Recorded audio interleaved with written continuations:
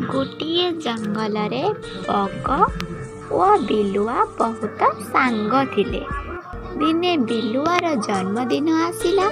ସେ ବଗକୁ ନିମନ୍ତ୍ରଣ କଲା ଓ କହିଲା, ମିତ କାଲି ଆମ ଘରକୁ ଆସିବ।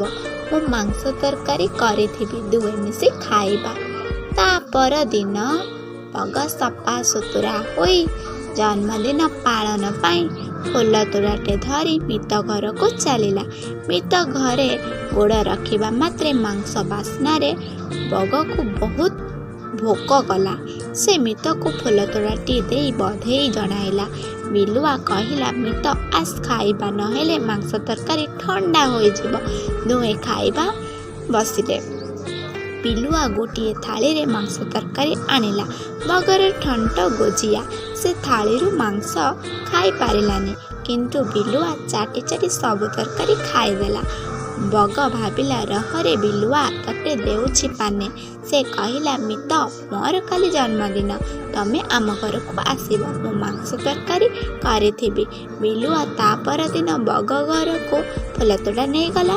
ବଗ ମାଂସ ତରକାରୀକୁ ଗୋଟିଏ ସରୁ ମୁହାଁ ମାଠିଆରେ ଆଣି କହିଲା, ଆସ ମିତ ଖାଇବା। ବିଲୁଆକୁ ମୁହଁ ତ ମାଠିଆରେ ଗଳିଲାନି। ସେ ଖାଲି ପେଟରୁ ଲାଳ ବୁହାଇ କାନମୁଣ୍ଡ ଆଉଁସି ଘରକୁ ଫେରିଲା। ବନ୍ଧୁମାନେ, ଆମେ ଏଇ ଗପରୁ କ'ଣ ଶୁଣିଲେ, କ'ଣ ଶିଖିଲେ କହିଲ? ବନ୍ଧୁକୁ ହଇରାଣ କରିବା ନାହିଁ କେବେ ବି।